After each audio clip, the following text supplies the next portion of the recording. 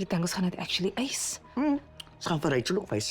Ek hoop julle is reg. Pier kom môre. Bring it on. Jy besef seker ek is die oudste, so hierdie plaas kom tegnies na my toe. Joke net met jou boetie. Relax. Ek sal beklei vir so wat kloof as dit moet. Sy het nie alleen reg nie. Dis een ding wat hierdie familie my geleer het, is dat jy niemand kan vertrou nie. Hulle sal jou in die rug steek terwyl jy in die oë kyk. Matthew het 'n agenda. My gut sê vir my kom groot moeilikheid. Meneer De Reyners, welkom. Hy het dit gehad, dis asof. Dis uit ons hande uit nou. Ons moet versigtig wees vir Rachel. Sy call die shots in Matthew se lap dog. Moenie nou daar gaan. Dit is tyd vir damage control. Die nuwe chef se kontrak. Daar kry jy 'n rave review.